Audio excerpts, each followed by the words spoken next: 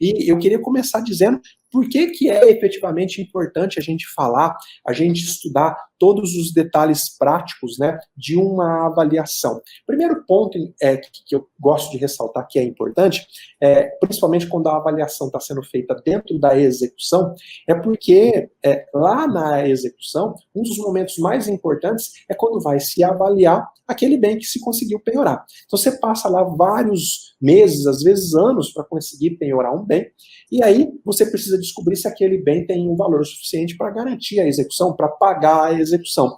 É geralmente na avaliação onde o exequente pode perder muito ou ganhar muito. Se a avaliação for mal feita e subavaliar o bem, isso pode trazer prejuízo para o executado. Afinal de contas, o executado tem uma casa que vale 500 mil reais e ela é mal avaliada em 300. Ele vai ter um desfalque patrimonial enorme.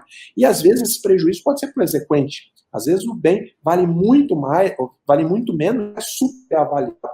Claro que vai chegar no leilão, esse bem vai conseguir ser vendido. É assim que funciona. Imagina, então, o perito faz uma perícia de qualquer forma, avalia um imóvel em 500 mil reais, mas o valor dele de mercado é 200. O que adianta você levar a leilão um imóvel que vale 200 por 500? Não vai ter arrematação, a execução não vai atingir o seu objetivo. Então, dentro da execução, é de suma importância a avaliação. Não adianta nada você lutar para conseguir penhorar um bem se ele acabar sendo mal avaliado. Se a avaliação for errada para cima, né, se for atribuído ao bem um valor superior ao devido, ele não vai ser vendido no leilão, a execução só vai demorar ainda mais. Na prática também, Pablo, você pode confirmar isso que eu estou dizendo, os problemas na avaliação costumam ser aqueles que mais atrasam a execução. Às vezes a execução fica lá patinando, porque é feita uma avaliação, tem uma impugnação da avaliação, o juiz olha de qualquer jeito e manda para o avaliador dar um novo laudo, sem que fosse necessário esse novo laudo, a execução fica patinando. Então é um ponto importante para não deixar a execução ficar patinando. E eu também fiz questão de colocar aqui no nosso mapa que a avaliação, muitas vezes, ela pode ser feita na fase de conhecimento. Tá? Imagina aí, né, para se definir uma partilha de bens, para se definir o valor indenizatório. Eu já tive a oportunidade de te nomear em processo na fase de conhecimento, para avaliar um imóvel, se não me falha a memória, em um dos casos, num contrato de locação, eu não lembro ao certo, mas enfim, existe a possibilidade da avaliação também ser feita na fase de conhecimento, na fase de liquidação. Então é fundamental. O tema é muito abrangente, é muito importante. Na aula de hoje, nós optamos por dar uma afunilada. Nós não vamos falar da avaliação como um todo, né? Porque senão a gente ia falar de avaliação de bens móveis, avaliação de empresa. É uma coisa ainda mais complexa. Nós optamos falar por avaliação de imóveis, é a especialidade, inclusive, do Pablo, que também é corretor, né? E também porque esse tipo de avaliação é uma das mais realizadas. A penhora de bens imóveis é o que costuma mais crescer de uma execução. E também tem toda a sua complexidade. Mas eu também coloquei aqui no nosso mapa mental, para quem quiser, um link onde eu fiz uma aula prática sobre avaliação de forma global. Vocês vão poder assistir uma aula completa onde eu tratei sobre a avaliação como um todo. É muito importante que você faça isso depois. Pablo, sobre o regramento, eu sempre trago para os meus alunos aonde que está, onde que você encontra as disposições legais sobre a avaliação. É óbvio que tem muito mais, né? Mas assim, para você ter um norte, para você poder começar a se situar, quando a avaliação ela é feita como prova pericial, lá dentro de uma ação de conhecimento ou na fase de liquidação, é o artigo 464 e seguintes do CPC que traz todo o regramento. A avaliação lá na fase de execução tem mais alguns detalhes que estão lá no artigo 870 e seguintes do CPC. E esse dispositivo se aplica tanto à execução de título extrajudicial, como também lá na fase de cumprimento de sentença. Antes de eu passar a bola para você e a gente começar a trocar figurinha aqui, eu gosto também de dizer para os meus alunos, e eu queria fazer alguns alertas, sobre a nomeação do perito. Por isso que eu coloquei aqui no nosso mapa, como que se dá na prática a nomeação do perito. A disciplina legal está no artigo 464 e seguintes, como eu já disse, o CPC. O perito, como regra, tá? Há, inclusive, entendimento no sentido diferente, mas o perito, ele tem que ser uma pessoa da confiança do juiz. O juiz não pode nomear um completo desconhecido para ser perito. Sabe por quê? Muitas vezes, a voz do perito é a voz da sentença. o Pablo, por exemplo, falar para mim, dentro de um processo, que aquele imóvel vale 500 mil reais, eu, José Andrade, eu não tenho conhecimento técnico para dizer se o Pablo está errado ou não. É claro que eu tenho um pouco de conhecimento de lógica e eu consigo ver dentro do laudo dele se aquilo que ele falou faz sentido ou não. Mas se ele falar para mim que o cálculo é assim, assado, por critérios matemáticos, por critérios de mercado, eu não tenho conhecimento nenhum. Então eu vou ter que confiar naquilo que ele fala. Então o perito, ele precisa ser uma pessoa da confiança do juízo. É óbvio que há alguns lugares em que se há o costume de nomear perito que não seja da confiança, perito que seja cadastrado lá na comarca. Eu, como juiz, sempre gostei de nomear peritos de confiança, porque afinal de contas tem que ser uma pessoa que não vai se corromper, né? Tem que ser uma pessoa que eu sei que tem conhecimento técnico, e a lei também exige isso. Tá? É muito importante que o juiz, o magistrado, se atenha a isso, nomear pessoas que efetivamente possam dizer a verdade dentro do processo. E olha, não casos de condenação de perito que recebeu dinheiro de parte, isso acontece, como acontece em qualquer profissão, né? Existe corrupção na magistratura, existe corrupção no Ministério Público, existe corrupção dentro dos advogados e também não é diferente do que diz respeito aos peritos. É claro que a regra é que todos, a grande maioria, são pessoas honestas, pessoas probas, mas por isso que eu reforço, o perito tem que ser uma pessoa de confiança. Com relação aos honorários, tá? Eu gosto sempre de falar, quem que deve adiantar os honorários periciais? Isso vale tanto para a fase de conhecimento quanto para a fase de execução. Bom, em regra, como regra, aquela parte que solicita a perícia é ela que tem que adiantar os honorários. Vamos imaginar que lá na execução, o oficial de justiça fez a perícia. Nós vamos falar um pouquinho mais sobre isso, eu e o Pablo. O oficial de justiça fez a perícia. Mas a parte não concorda, acha que o oficial de justiça, por algum motivo, se equivocou, ou o laudo do oficial de justiça está, de alguma forma, equivocado, e ele pede uma perícia feita por um especialista. Essa parte que pediu, ela tem que adiantar os honorários periciais. Ah, professor, mas e se a parte for beneficiária da justiça gratuita? Bom, quando o juiz defere a justiça gratuita, significa que esses custos do processo vão ser arcados pelo Estado. Então, no caso, o Estado teria que arcar com os honorários periciais. O Estado, ele não adianta essas custas, ele só arca com ela no final do processo. Por quê? Porque pode ser que a parte que pediu a perícia beneficiária da justiça gratuita saia vencedora. Se ela sair vencedora, quem vai ter que pagar as custas da perícia é a outra parte, as despesas do perito é a outra parte. Como regra, quem adianta é a parte que solicita a perícia. Sobre esse assunto, sobre nomeação, também tem um ponto muito importante, que é a qualificação técnica. Inclusive o CPC, com a última alteração que teve, ele passou a exigir que depois da nomeação, o perito, ele apresente dentro do processo o seu currículo. Ele tem que juntar lá o currículo dele, mostrar que ele tem capacidade. O Pablo, então, ele junta lá que ele é corretor de imóveis, então ele está habilitado a fazer uma perícia avaliativa de imóveis, ele tem conhecimento técnico para isso, além de ser advogado também, né? E ele pode juntar lá tudo quanto é curso que ele fez, no currículo dele, para avalizar que, poxa, de fato essa pessoa é uma pessoa capacitada. Mas, professor, e se isso não acontecer? E se o perito não possuir qualificação técnica? E ó, isso acontece, tá? Isso acontece. É muito comum, infelizmente, às vezes o juiz nem tem quem nomear, nomeia uma pessoa de confiança, mas que talvez não tenha toda a qualificação técnica. Isso é muito comum na área médica, tá? Às vezes a perícia que precisa ser feita é uma perícia de ortopedia, e o juiz lá na cidade só tem um clínico geral, ou só um cardiologista, e ele nomeia esse cardiologista. Como que você, na prática, tem que fazer se por acaso for nomeado um perito que não possui qualificação técnica? O perito não junta lá o currículo dele, ou junta o currículo e você vê, poxa, esse cara não tem nenhuma qualificação para fazer avaliação. Bom, aí que entra um detalhe prático. Você tem 15 dias para fazer a impugnação desse perito. A partir do momento que sai o despacho lá da nomeação do perito, esse despacho é publicado no Diário da Justiça, você sabe que a partir desse momento você tem 15 dias para impugnar. Se você não impugnar nesse prazo, depois não adianta você reclamar ou se insurgir, que o juiz não vai mudar a nomeação do perito. Claro que você depois vai poder impugnar o laudo, mas você não vai mais poder impugnar a nomeação. Tá? Então é muito importante que você fique atento sobre isso. E também tem um outro prazo muito importante, que está lá na disciplina legal. A parte deve indicar o assistente técnico e apresentar os seus quesitos, geralmente no prazo de 15 dias, depois que há a nomeação do perito. Então, o juiz nomeia o perito, nomeia o Pablo Romero como perito para avaliar esse imóvel. Publica no diário, você tem 15 dias para indicar o seu assistente técnico e para efetivamente você apresentar os quesitos. Agora, Pablo, eu queria que você entrasse comigo.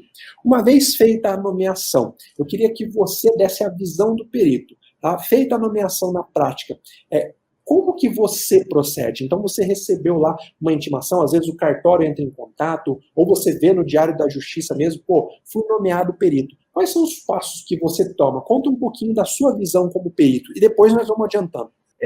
Quando é feita a nomeação, essa nomeação ela varia um pouquinho de cartório para cartório. Tem cartório que manda uma correspondência, tem cartório que intima por e-mail, né? Faz essas intimações. A partir do momento que eu recebo a intimação, eu analiso o processo, eu analiso o objeto que está sendo envolvido ali naquele processo, né? Se é um imóvel rural, se é um imóvel urbano. Como você falou, às vezes ele vem num processo de execução já, o cumprimento de sentença, ele já vem com uma avaliação pelo oficial de justiça. Então, esse é o ponto de partida para que eu faça a oferta dos meus honorários. Então, tem lá uma avaliação de R$500 mil, com base naquele valor, é que eu vou fazer aí o cálculo para eu cobrar pelo valor dessa perícia, né? O oficial de justiça avalia em 500, a parte vira e fala assim, não, meu imóvel vale 1 milhão. Eu não uso como parâmetro o valor que ele está dizendo, porque às vezes o valor que ele está dizendo não é o que mais se aproxima do valor do oficial de justiça, né? Então, eu utilizo como parâmetro o valor do oficial de justiça. Aí eu faço essa oferta de honorários. Eu apresento, falo, olha, o meu valor para fazer essa perícia é X. Devolve-se esse processo para o magistrado ele intima as partes sobre o valor dos honorários. A parte pode discordar ou não, pode fazer uma contraproposta, né? Mas quem determina se aquele valor está correto ou não é o magistrado. Muitas vezes o magistrado... Deixa eu interromper, tem um prazo muito importante. É bom a gente mostrar quais são os critérios que geralmente o perito usa para falar dos honorários. É o tempo de trabalho que vai levar, é a complexidade da causa, porque para eu saber impugnar, se o Pablo apresenta lá uns honorários de R$50 mil, a parte, o cabelo dela vai lá no céu, ela fica espantada. Como que ela pode impugnar na prática?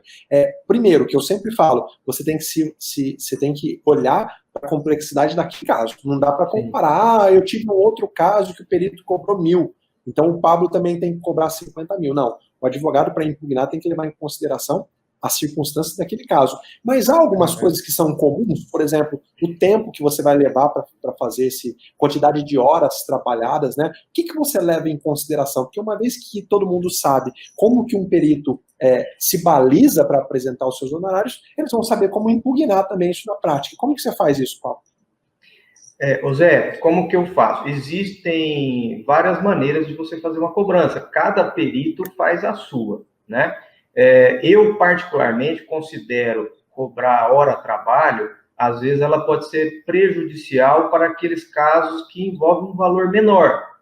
Uma discussão de um bem que é um bem com um valor aí R$100 mil, R$50 mil, R$100 mil. Se eu for cobrar por hora-trabalho, porque tem um mínimo para se trabalhar, né? E o valor da hora-trabalho hoje, você estipular dentro de uma regra feita pelo seu conselho, a perícia pode ficar muito cara, e aí ela pode prejudicar aquela parte que está litigando por um bem menor, que normalmente é uma pessoa mais humilde, né?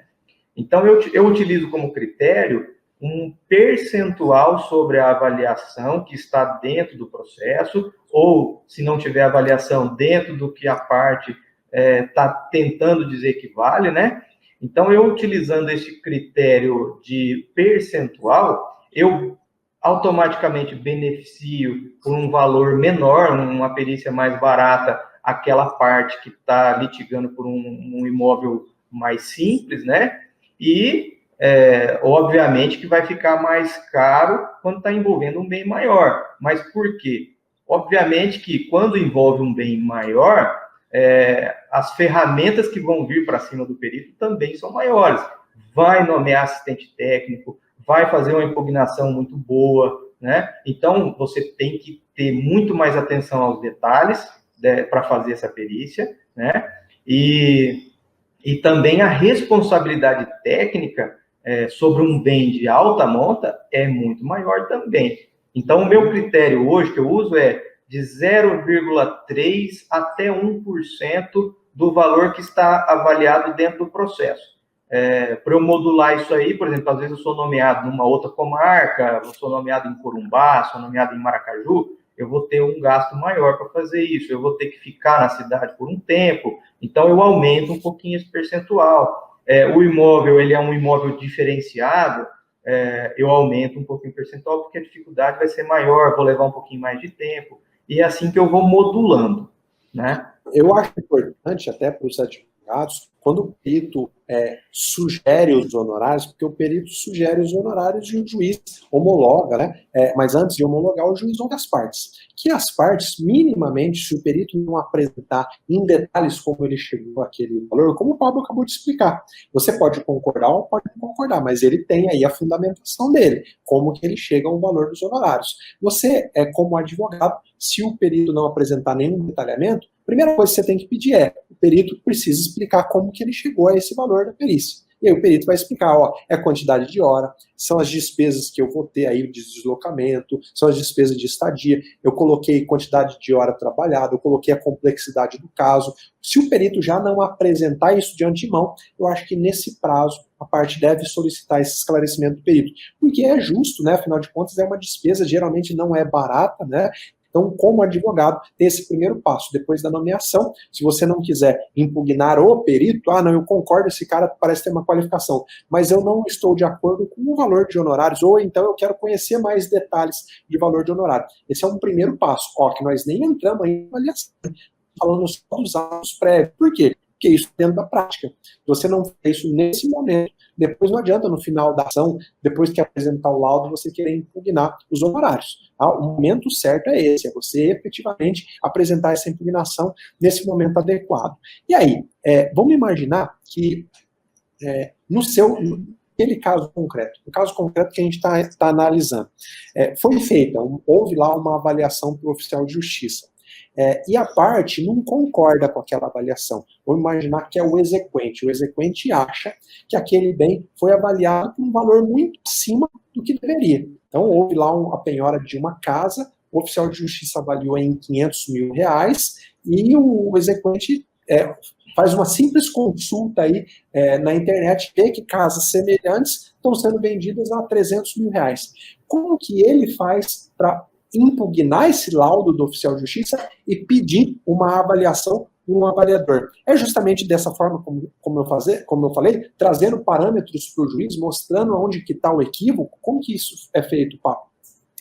Sim, para você ter a sua perícia deferida, está lá no artigo 870 do Código de Processo Civil, né, ele fala, se você quiser uma perícia, você tem que fundamentar o seu pedido, porque o juiz pode indeferir, né?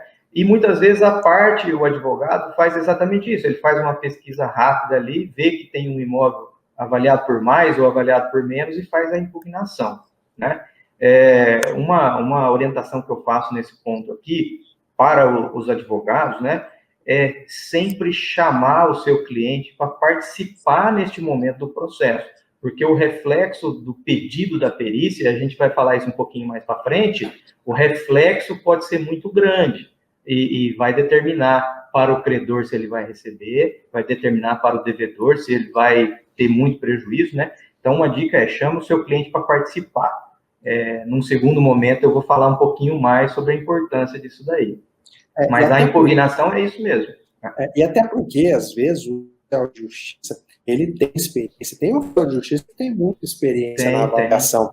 Ele faz uma avaliação e a avaliação que o perito depois vai fazer não vai destoar muito. Então, a perícia só enrolou o processo e tornou o processo mais caro. Então, tem que ser realmente bem criterioso, deixar para pedir a avaliação substitutiva daquela do oficial de justiça quando você realmente tem elementos para mostrar que ela está equivocada. Eu, como juiz, geralmente, o que eu faço na prática? A parte vem, ó, não concordo com a avaliação feita pelo oficial de justiça, peço uma nova avaliação. Se ela não fundamentar, ou porque, eu já indefiro, porque senão a execução vai demorar ainda mais, e infelizmente é um expediente que o devedor geralmente usa para enrolar o trâmite da execução. Simplesmente impugna tudo. Impugnar sem fundamentar é a mesma coisa que não impugnar. Tá? Agora, não são todos os juízes que vê dessa forma. Quando a parte simplesmente impugna, o juiz já nomeia um perito. Na minha visão, obviamente, respeitando todos os entendimentos, não é o caminho mais adequado, senão o juiz está colaborando para que a execução demore ainda mais. Então, o Pablo bem lembrou, a impugnação tem que ser fundamentada. Não concordo com esse valor, tá? Porque está errado nesse ou nesse ponto. E é simples fundamentar. Faz uma consulta na internet, vê imóveis semelhantes, igual você não vai encontrar, mas imóveis semelhantes. Olha aqui, ó, tem 3 imóveis sendo vendidos com um valor bem inferior. Então, esse imóvel foi super avaliado pelo oficial de justiça. Eu preciso que seja nomeado um perito. E aí, é feita a nomeação do perito, como nós já mostramos efetivamente, né? E o perito é nomeado. Pablo, a partir dessa nomeação, qual é a importância para o advogado e para o cliente efetivamente nomear um assistente técnico? O que é a figura do assistente? Você também atua como assistente técnico, né? Explica para a galera aí qual que é a importância prática de ter um assistente ou não ter, qual a importância também de formular os quesitos, de saber formular os quesitos. Fala um pouco disso. Zé, eu considero essa parte uma das partes mais importantes para o advogado, para que ele tenha aí um andamento um andamento bom para a finalização do processo dele. O assistente técnico, ele tem que ter a mesma qualificação do perito, né? Quando o perito, o juiz defere a perícia e fala, ó, abre prazo para nomear o assistente técnico. Essa nomeação, a escolha pela perícia, ela tem muitas consequências, é o que você falou, tanto para o devedor quanto para o credor, né? E o assistente técnico é quem vai dizer para você se você vai ter sucesso na sua perícia ou não. Você falou ali há pouco tempo que não se erra muito, o oficial de justiça não erra muito para mais ou para menos, ele não erra. Mas pode acontecer. E pode acontecer, por exemplo, do credor pedir uma perícia e o valor do bem aumentar. Ele acha que está acima da avaliação, pede uma perícia e esse valor aumenta. E do devedor também, ele acha que que o imóvel foi mal avaliado, pede uma perícia e o valor diminui.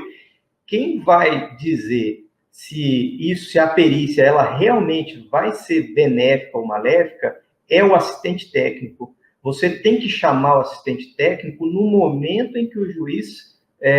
primeiro que o ideal é você fazer o pedido no momento em que você pede a perícia. Você já tem que chamar o assistente técnico e falar, olha, eu pedi a perícia aqui. Você acha que é interessante ou não? Se o juiz já deferiu e você vai dar sequência nessa perícia, por parte do credor, eu acho que nomear um assistente técnico, ela é obrigatória. É obrigatória. Por quê?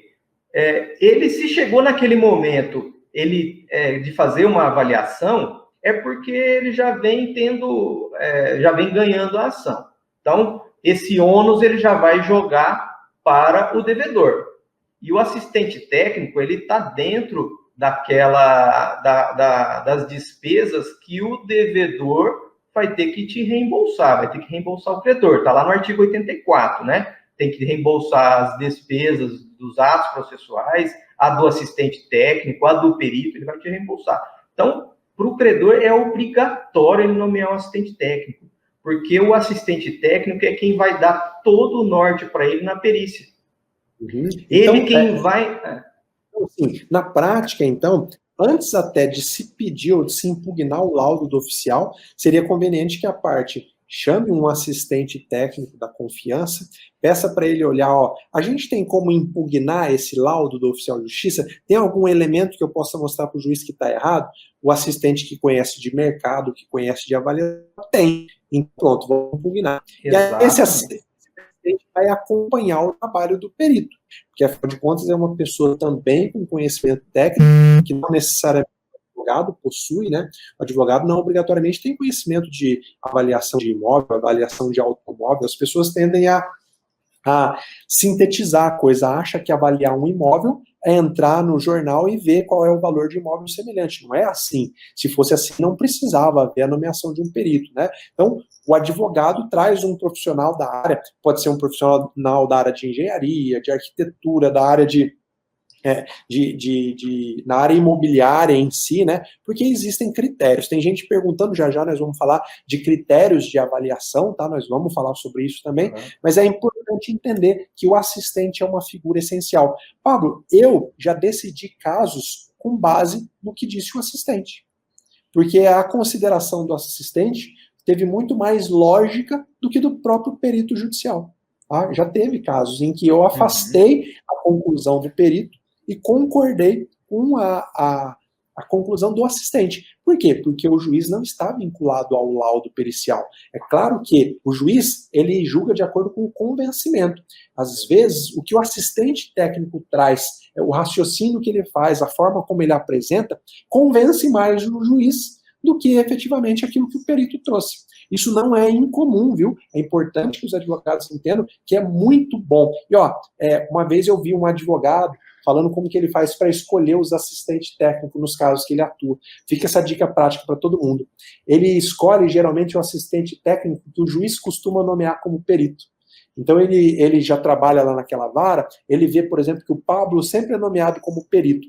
Então, se o Pablo for nomeado, antes do Pablo ser nomeado como perito, se ele já anexa dentro do processo um laudo do Pablo lá impugnando, ajudando ele a impugnar a avaliação do oficial de justiça, o juiz já não vai mais poder nomear o Pablo, vai ter que nomear um outro. E por que ele indica, geralmente, como assistente, um cara que costuma ser avaliador judicial? Porque ele sabe que o juiz confia naquele cara. Olha a esperteza, né? Olha a capacidade de raciocínio. É claro que o assistente também tem que ser uma pessoa de confiança do advogado, da parte, né? Mas se ele puder juntar as duas coisas, melhor. É uma pessoa, um bom profissional, uma pessoa de confiança e também é da confiança do juízo, tanto que o juiz nomeia ele em outros processos. É claro que nesse caso concreto o juiz vai ter que escolher um outro perito, mas o juiz vai ter a palavra de duas pessoas em quem ele confia. Tá? Não há nenhum impedimento nisso. O Pablo pode, inclusive, trabalhar como assistente técnico na mesma vara onde ele atua como perito. Não há nenhum impedimento quanto a isso, né? Inclusive, isso é comum. Eu queria deixar essa dica prática, porque pode ser, efetivamente, que alguns possam aproveitar. Vamos entrar um pouco, Pablo, sobre o que deve constar no laudo de avaliação? Ou ficou alguma coisa desse ponto do assistente? Formulação de quesitos, né? Nós pulamos um pouco. Tem alguma dica prática que você pode dar sobre como a parte deve formular os quesitos? Porque eu vejo muito erro nisso, né? O erro que eu costumo ver é deixar de formular quesito importante e depois querer emendar lá na frente, o que não é possível. Você querer alterar, ou então acrescentar alguma coisa que você não perguntou, porque você comeu barriga, não é possível. Então, feita a nomeação do perito, o juiz intima, a parte tem 15 dias para indicar assistente e formular os quesitos. Né? O que você me diz aí sobre quesito? O que você mais vê como erro? O que você vê como acerto nessa parte, Paulo? Esse é o ponto em que a parte, às vezes, ela negligencia, né, em não nomear um assistente técnico. Por quê? Porque o assistente técnico é quem vai te dar o norte da perícia. Os quesitos, normalmente, os quesitos são formulados aquelas perguntas que o laudo já não vai responder. Quando eu vejo muito, quando eu vou fazer responder quesitos em laudo, você vê quando o advogado não tem o assessoramento de um assistente técnico, normalmente ele faz ali vários quesitos, mas todos os quesitos já vão acabar sendo respondidos na perícia. O ideal dos quesitos é faça os quesitos que a própria perícia não vai responder. E isso aí Exatamente. É o papel do assistente técnico. Não tem sentido o seu quesito. Qual é o valor do imóvel? Isso já vai ser respondido. Tem demais. Agora, ele pode fazer perguntas circunstanciais. Com relação aos quesitos suplementares, tá? Eu estou vendo que tem gente perguntando. O quesito suplementar não é para você perguntar aquilo que você esqueceu de perguntar. O suplementar, ele serve para você fazer alguma indagação daquilo que surgiu durante a perícia.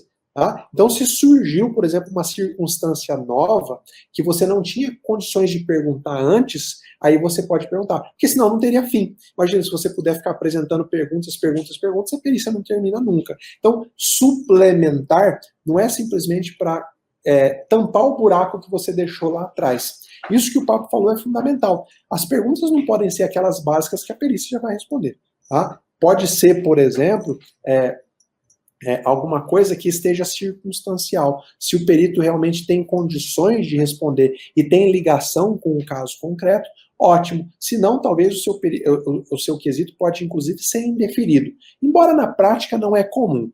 Geralmente, juiz nenhum indefere quesito, né? Ele passa lá para o perito responder, joga a bomba no colo do perito, né? Geralmente é isso que acontece, né, Paulo? Uma situação aí que o senhor comentou aí agora da questão do quesito suplementares.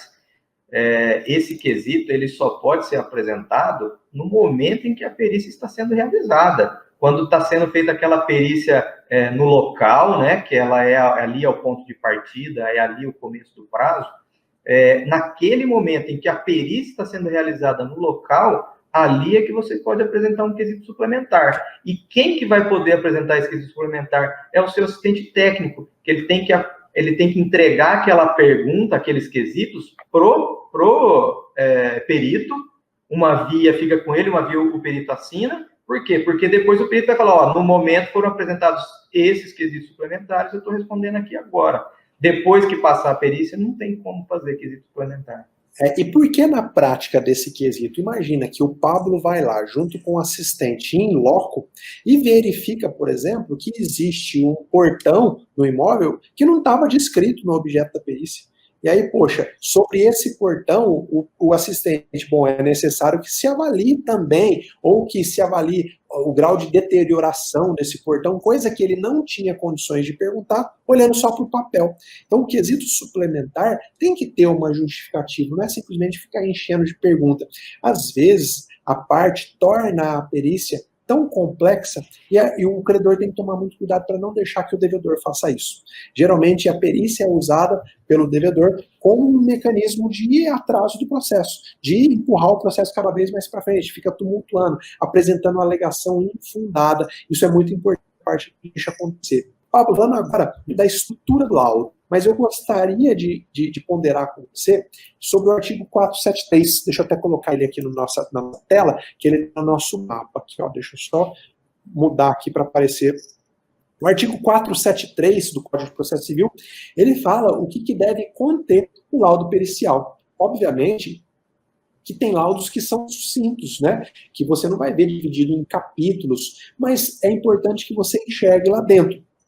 O perito geralmente coloca o que é o objeto da perícia, então o Pablo vai colocar, é o objeto da perícia, a avaliação do imóvel tal, o objeto da matrícula tal, esse é o objeto da perícia, né? O perito faz uma análise técnica ou científica, como que ele chegou àquela avaliação, ele indica qual foi o método utilizado, quais são os métodos que geralmente se utiliza numa perícia de avaliação de imóvel. É o método mercadológico, tem algum outro tipo de método, método estrutural, eu já vi engenheiro colocando cálculo de metro quadrado. O que geralmente você usa numa avaliação de um imóvel, Paulo? Tudo vai depender do que você tem para você ter como utilizar como parâmetro, né? Por exemplo, o mais comum e é o mais recomendado dentro de uma perícia de avaliação de imóvel é que você utilize, né, o método comparativo.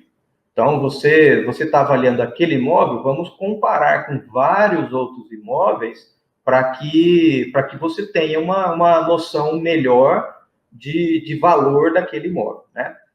Existem situações que não é possível você fazer uma comparação. Tem imóveis que são diferenciados. Eu me recordo uma vez que eu fiz uma avaliação de um silo. Como é que eu vou comparar? E essa comparação ela tem alguns critérios. Ela tem que ser na mesma região. Então, se eu estou avaliando um imóvel no centro, eu tenho que comparar com imóveis ali do centro. Óbvio que eu posso pegar outros imóveis de fora do centro, posso, mas eu tenho que homogeneizar. Se eu estou um imóvel comercial no centro, eu não posso comparar com um imóvel comercial dentro de um bairro, né? Então, assim, se eu não tenho como comparar, eu tenho que fazer quanto eu gastaria para eu construir. Aí entraria num método evolutivo. Eu vou construir esse imóvel hoje. Quanto eu gastaria? Ah, mas o imóvel tem tantos anos, então eu vou regredir um percentual X para diminuir esse valor, né? É uma depreciação, né? Depreciação, exatamente. Existe um método, até que esses dias eu utilizei, muito interessante, que é um método involutivo. Ou seja, você tem um imóvel acabado ali em cima de um terreno, né? Ou você, nesse caso, o exemplo prático era de um loteamento. Era um loteamento que foi feito, um bairro que foi feito, né? E a prefeitura queria cobrar IPTU sobre todos os imóveis. Só que ela estava cobrando IPTU, dizendo assim, ó, cada terreno vale X, e eu vou começar a cobrar isso. Só que a empresa estava começando a fazer o loteamento. Então, eles entraram com uma ação dizendo, olha, eu tenho que pagar IPTU sobre o que vale a terra nua, porque eu vou demorar anos e anos ainda para fazer esse loteamento, né? Então, o IPTU... o valor do terreno já existente com o loteamento.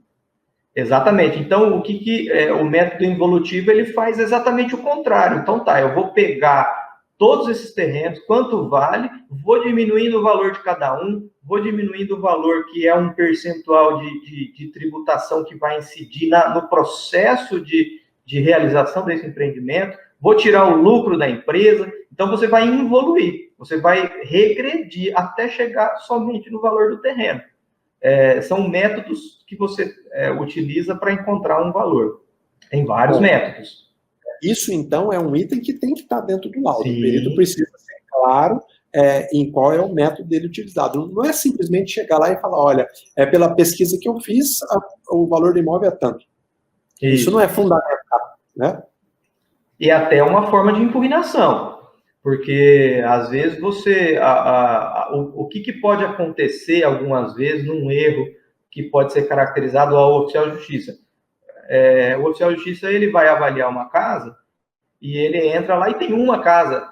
Aí fala assim, bom, se essa casa tem 200 metros, o cara está pedindo 500. Essa daqui também tem 200 metros? Também vou avaliar por 500. Ele não pode pegar somente uma base de dados para fazer uma perícia. E aí vai lá e faz dizendo, não, eu quero saber por quê, o meu imóvel vale mais ou vale menos. Vai fazer a perícia. Chega o perito e fala assim, ó, eu não tenho dado o suficiente para fazer o comparativo. Eu tenho que fazer o evolutivo. Porque também o artigo 872, lá no inciso 1 do CPC, ele fala, fiz questão de pôr no mapa aqui, ó, o perito tem que considerar o bem com as suas características e o estado em que ele se encontra. Não é simplesmente falar, porque aqui o metro quadrado é vendido por R$500, eu vou multiplicar R$500 por 200 metros quadrados. Não, tem que levar em condições, olha, esse é um critério, o metro quadrado é avaliado em tanto, esse imóvel aqui tem tantos anos de construção, a característica individual dele, ó, a pintura está deteriorada, o portão está corroído, vai elencando as características individuais que diferenciam esse bem do imóvel vizinho. O imóvel vizinho que às vezes tem o mesmo imagina aquelas casas de conjunto habitacional, que são todas iguais. Todas iguaizinhas, mesmo tamanho, mesmo formato, uma pode estar muito mais bem conservada do que outra. Por isso que o perito tem que colocar as características individuais. Olhando para aquilo que deve constar na perícia, já é o caminho aberto para a gente falar sobre a impugnação, como efetivamente impugnar o laudo, né? Se você sabe o que tem que constar, o perito, então, tem que fazer constar qual foi o método que ele utilizou. Se ele não deixou isso claro, você já pode impugnar esse ponto. O perito precisa dar as características individuais do bem. Se ele não deu, você já sabe que você pode impugnar esse ponto. Na execução, eu gosto sempre de diferenciar o momento, né? Quando que você pode, aliás, quando que você deve impugnar. Porque se você não impugnar e deixar passar esse prazo, não dá para alegar depois. Não adianta você querer achar, não, é matéria de ordem pública. Não tem nada disso. O artigo 477, parágrafo 1º, fala que lá na fase de conhecimento ou na fase de liquidação, as partes elas são intimadas para, querendo, obviamente, se manifestar sobre o laudo do perito no prazo comum de 15 dias. Tá? Podendo o assistente técnico de cada uma das partes, nesse prazo, apresentar o parecer dele. Então, o seu assistente, ele tem que fazer como se fosse uma perícia particular. Ele olha lá para o artigo 473 e ele indica tudo isso que o perito deveria indicar, para que o juiz possa ter dois elementos e comparar um com o outro. Se o juiz perceber que o assistente técnico está sendo altamente parcial, é lógico que ele vai olhar mais para o laudo do perito. Mas, às vezes, como eu já disse, o parecer do assistente pode ser tão bom ou até melhor do que o laudo pericial. Basta que ele seja fiel a esses critérios que nós colocamos aqui, ó, indicação do método, mostrando qual que predominou, né, no caso concreto, a resposta a cada um dos quesitos, nós acabamos pulando isso, né, Pablo? Mas é importante falar também sobre a resposta aos quesitos. Os quesitos seriam o mais específico possível, não um quesito muito abrangente, quesito subjetivo, é uma coisa que a gente vê muito na prática, né? O que o perito acha sobre isso? Não, o perito é um técnico, ele não tem que achar nada. E principalmente perguntando para o perito questões processuais ou legais. É comum isso acontecer também, né, Paulo? Às vezes, quem vai responder aquela pergunta é o juiz na hora da sentença. Né? Se o perito acha que a parte tem direito ou não tem direito, isso aí não é questão afeta ao objeto da avaliação. É um erro muito, muito, muito comum. Uma coisa aqui que eu vejo pouco na prática, está aqui no parágrafo 1º do 473, que o perito deve apresentar sua fundamentação em linguagem simples e com coerência lógica. É complicado, né? Você traduzir para uma linguagem simples, às vezes, uma questão técnica. Você já se viu nesse problema, Paulo? Quando você tem lá, por exemplo, principalmente na apresentação dos métodos que você vai utilizar, né, de apresentar quais foram, por que você chegou até aquele ponto. Uma dificuldade que tem é de você demonstrar dentro de alguns métodos por que ele é diferente de outro, por que você não pôde utilizar determinado método e teve que fazer um outro método diferente. Então, assim, às vezes colocar no papel é difícil para você demonstrar por que é melhor, por que aquele método é o ideal para ser aplicado naquele caso concreto, né? Eu tento, dentro dos laudos, deixar toda a parte técnica de fora do laudo, mas como anexo. Obviamente que ele tem que constar lá. Então, eu vou apresentar lá dizendo, ó, a metodologia que eu utilizei foi essa, eu entendi que o ideal é esta aqui por tal e tal motivo. Depois, para eu encontrar o valor, eu vou ter que voltar neste método, mas este método vai estar sendo utilizado lá dentro do meu anexo ou de um documento, né? Por quê? Porque para o laudo em si, ele tem que ser o mais objetivo possível, ele tem que ter uma linguagem clara para todos entenderem, porque se você faz um laudo muito complicado, ninguém vai entender, né? Claro, nem o juiz, né? Porque o juiz é técnico, né? O juiz precisa ter uma linguagem traduza para uma linguagem simples, né? O juiz não pode simplesmente não entender o laudo, o juiz tem que entender. A função do perito é pegar aquilo que é científico, técnico da área de conhecimento dele e traduzir com coerência lógica para a linguagem que qualquer pessoa, com uma razoável inteligência, vai ser capaz de entender. E muitos peritos têm essa dificuldade. Às vezes o perito acha que ele tem que ser extremamente técnico, extremamente científico. Não, o processo ele é voltado para as pessoas, para as partes. A parte tem que entender. É claro que tem limites de conhecimento técnico, a parte vai ser assessorada pelo advogado, mas precisa ser capaz que pelo menos aqueles atores ali no processo compreendam. Pablo, falando na prática aqui, e como a nossa aula é uma aula prática, como que as pessoas, e aí vamos entrar um pouco nisso, como que elas fazem efetivamente para demonstrar algum erro na avaliação? Imagina, o Pablo apresentou o laudo dele, e aí, ou então não, o perito apresentou o laudo dele, o Pablo ele é assistente técnico de uma das partes. Aonde que você olha no laudo para procurar algum equívoco? E como que você mostra para o juiz que tem algum equívoco no laudo? Como que você faz isso na prática? José, funciona da seguinte forma.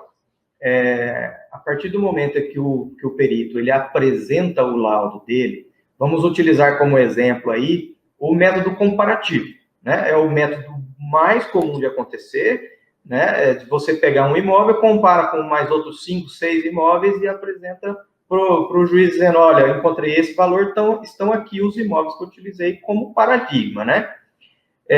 Um erro que é muito comum de acontecer Às vezes, isso acontece com o oficial de justiça, acontece muito. Ele pega os comparativos, mas ele não sabe dizer se aquele imóvel realmente é igual ao que ele está comparando. E se ele não é igual, ele tem que ter algumas modulações, ele tem que homogeneizar. É aqui que acontece demais o erro em um laudo. Por exemplo, eu vou avaliar um terreno na 14 com Afonso Pena, um terreno no centro de Campo Grande. A chance de eu encontrar um terreno no centro de Campo Grande é muito pequena, mas a chance de eu encontrar terrenos ao redor é muito grande. Então, assim, se eu vou avaliar, se eu vou fazer uma perícia de um terreno na Afonso Pena e eu vou comparar com um terreno lá na Rui Barbosa com a 26, eu posso comparar? Posso, mas eu tenho que homogeneizar. Eu tenho que dizer para as partes, dizendo, olha, eu comparei ali com o da 26, com o da Rui Barbosa, mas eu dei um fator para ele menor. Ele é um fator 0,8, ele vai valer menos do que o da Afonso Pena. Esse daí é uma forma de você homogeneizar. Uma segunda forma, o que está na internet, o que está com os corretores, ele está sendo ofertado. Ele não vai ser vendido por aquilo ali. Quem pede 1 milhão, vende por 900. Isso é fato. Então, você vai colocar já um novo fator, um fator de oferta. Ele está sendo ofertado. Também tem um outro problema, né? Quando você usa como fator os negócios que foram fechados, então você pega no cartório de registro de imóveis, negócios foram feitos com imóveis semelhantes nesse valor. Também tem o problema, né? Geralmente se coloca no registro, que é errado, né? Se coloca no registro um valor abaixo do que o valor efetivamente praticado. Isso pode contaminar o laudo, né? Às vezes o negócio é fechado por 500 mil, lá na escritura se coloca por 300, e isso se faz ilegalmente, inclusive para diminuir tributação, mas é uma prática que costuma acontecer, né? Demais. E, inclusive, a norma ela fala que o ideal é que você pegue o imóvel que foi vendido, porque daí você não precisa homogeneizar. Só que, e aí você encontra um problema prático, que você não pode utilizar ele por conta de que as partes ali que estão comprando e vendendo imóvel falam, vamos colocar um pouquinho menor para eu pagar um pouco menos de cartório, para pagar um pouco menos de ITBI, né? E aí acaba que essa fonte já não é mais confiável. E ela, pela norma, era a que era para ser utilizada. É engraçado isso. Então, o que eu coloquei aqui no nosso mapa, primeiro ponto, não adianta você apenas alegar que o laudo está errado, você tem que alegar e mostrar onde. Está fora do valor de mercado, e mostrar efetivamente para o juiz, trazer ali o apontamento de qual foi o erro técnico do perito. O perito deveria levar em consideração as características individuais, mas ele não levou, ele só apresentou aqui valor de mercado. A gente sabe que só isso não é suficiente. Ele pode levar em conta o valor de mercado, mas ele tem que apresentar as características individuais daquele bem. Isso é fundamental. Você precisa mostrar também para o juiz, principalmente eu vejo esse erro em perícias aí de avaliação, em perícias de cálculo principalmente. Às vezes a parte impugna, não, o cálculo não está correto. Tá, mas em que ponto do cálculo? É a correção monetária? Ele se valeu de um índice indevido? É a aplicação de juros? Os juros deveriam incidir de uma data até tal data? A parte que impugna tem que ser específica em apontar o que está errado. Tá? E, na maioria das vezes, para que isso seja possível, tem que ter o trabalho do assistente técnico. Porque senão o advogado não sabe mostrar onde está errado. Ele simplesmente alega que está errado. Tá? Eu, como juiz, o que eu faço? Quando vem uma impugnação, a parte apresenta uma impugnação ao laudo, mas a impugnação é genérica. O laudo não está correto, tem que ser feita uma nova perícia. Geralmente o devedor faz isso só para tentar enrolar. E às vezes o juiz cai na dele, e aí manda intimar o perito para que esclareça. Eu não, eu sou criterioso, eu olho lá e vejo se ele foi especificamente e apontou o erro. Às vezes ele fala, olha, o método apontado pelo perito está equivocado nisso, nisso, naquilo. Primeiro eu escuto o perito, para ver se o que o perito tem a dizer sobre aquela alegação, e aí depois eu vou decidir se eu tiver critérios para isso. Em muitos casos pode ser necessário até uma nova perícia, por um outro profissional. Eu já vi isso acontecer e já vi isso ser decisivo. Você concorda também que, na prática, um erro muito comum é impugnar genericamente o laudo?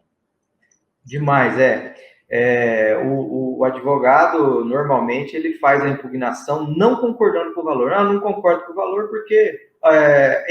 às vezes, ele pega, dentro da própria perícia, um imóvel que foi utilizado como paradigma. Um imóvel que foi comparativo. Então, por exemplo, eu peguei um terreno de R$1 milhão para comparar, para poder chegar no valor. E cheguei dizendo que o valor vale 700. Ele pega e fala assim, ó, a perícia está errada, o valor está errado. Ele tem um terreno lá dentro do lado dele que vale 1 milhão. E ele falou que o meu vale 700, né? Mas aí que vem toda a técnica dentro da perícia para homogeneizar. Tudo que você colocar dentro do laudo, se um terreno é de esquina, se um terreno é de meio de quadra, ele vai abaixando o valor, né? Exatamente. Então, assim, simplesmente falar, não concordo com o valor, lá dentro da perícia dele, tem um que vale 1 milhão, o meu também tem que valer 1 milhão. Não, aquele lá vale mais porque ele tem características melhores, né?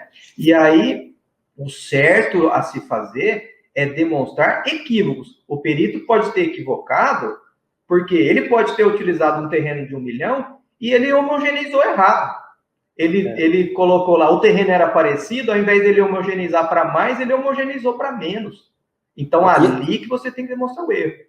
Já vi acontecer também impugnação se baseando em outros laudos sobre o mesmo imóvel.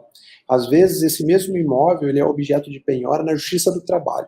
E lá o oficial de justiça, da Justiça do Trabalho, avaliou e a parte quer que o mesmo valor seja considerado na Justiça Civil Comum. E não dá para comparar trabalhos feitos por profissionais diferentes. O que vai valer é a perícia feita ali naquele seu caso concreto. É claro que você pode usar o laudo do oficial de justiça do trabalho como um parâmetro para você impugnar, né? Afinal de contas, você não pode simplesmente desprezar um trabalho que foi feito, mas é importante que isso seja fixado também. Vamos falar aqui só para a gente poder arrematar também sobre a possibilidade de uma nova avaliação. Quando que é possível se fazer uma nova avaliação? O artigo 873 do Código de Processo Civil, ele fala ali de 3 hipóteses em que é possível, depois de feita uma avaliação, se fazer uma nova avaliação. E aí serve também tanto para imóveis quanto para bens móveis. A primeira hipótese é quando qualquer das partes, fundamentadamente, então essa palavra é essencial, né, argue a ocorrência de erro na avaliação ou dolo do avaliador. Imagina que se descobre que o avaliador recebeu dinheiro para dar aquele laudo favorável, né, ou efetivamente ele se valeu, tem dentro da avaliação dele um erro crasso. Agora, obviamente que isso tem que ser alegado naquele prazo de impugnação. Não é depois de 3, 4 meses, o advogado entrou 1 ano depois da avaliação, ele vem lá e alega aquele dolo e pede uma nova avaliação. Não, o processo ele é feito com regras claras e postas para ele poder ter um começo, meio e um fim. Tá? Não dá para você, a qualquer momento, alegar um erro do avaliador. Segundo ponto, é possível uma nova avaliação se posteriormente àquela avaliação houver uma majoração ou uma diminuição do valor do bem. Essa é a mais comum. E acontece, infelizmente, entre a avaliação e a asta pública, às vezes passam anos. Aí chega 3 anos depois, quando vai se fazer o leilão, aquele imóvel vale muito mais ou muito menos, né, dependendo da época de mercado. Aí o advogado, fundamentadamente, ele tem que trazer para dentro do processo provas para mostrar para o juiz. Ó, juiz, naquela época, tudo bem, a avaliação estava certa. O imóvel valia 500 mil. Mas hoje, por exemplo, passou asfalto na frente do imóvel, construiu-se uma galeria comercial na frente do imóvel que valorizou muito mais o bem. Então, uma nova avaliação é precisa. Veja que fundamentar nesse ponto é essencial. Você já teve oportunidade de, como assistente, Pablo, pedir nova avaliação?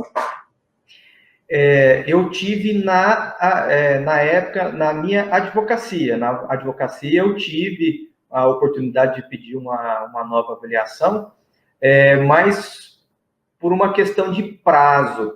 A primeira avaliação, e isso também não é critério exclusivo. Você fala assim, já passou 2 anos e tem que fazer uma nova avaliação. Só isso não basta para você pedir uma nova avaliação. Você tem que dizer, olha, passaram-se 2 anos e nesses 2 anos teve um boom imobiliário. Nesses 2 anos o bairro mudou, passou asfalto. Então, assim, você pode até... Eu na época, na advocacia, eu pedi uma nova avaliação, porque houve uma mudança significativa na região onde o imóvel estava inserido, né?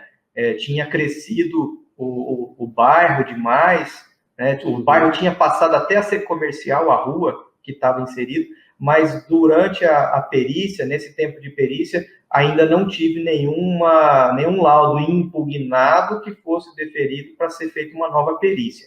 Sinal de que o seu trabalho está sendo bem feito. Tomara que sim. Bom, e a última hipótese, essa é bem incomum, é o juiz. Se o juiz ficar com dúvida fundada sobre o valor atribuído ao bem, na primeira avaliação, ele pode determinar uma segunda. Geralmente, o juiz tenta, não vou dizer salvar o laudo, mas esclarecer as dúvidas que possam surgir. Às vezes, o primeiro laudo é apresentado, a parte impugna com razão, o juiz pede uma complementação com o perito vem, complementa e pronto, está tudo esclarecido. Mas se mesmo assim, às vezes o perito mostra que ele não tem capacidade técnica para superar aquele ponto levantado pela parte, o juiz pode fazer uma nova avaliação, ele pode determinar uma nova avaliação, nomear um outro perito. A única observação que eu gostaria de fazer aí é a questão do assistente técnico. Quando se tratar de uma prova pericial, o ponto fundamental para o advogado e para a parte é que ele tenha o assessoramento de um assistente técnico, e isso vai até a finalização, porque ele vai fazer o laudo divergente, e é o que você falou. Às vezes o laudo divergente é o que vai ser utilizado pelo juiz na hora de dar a sentença, ou na hora de determinar que aquele valor vai ser utilizado ou para adjudicação, ou para levar em alienação, né? Então, assim, o assistente técnico, ele tem que ser mais utilizado pelo advogado. E na minha prática da perícia, eu vejo que é muito negligenciado nesse ponto. Tem que ser dado um pouquinho mais de atenção na parte do assistente técnico.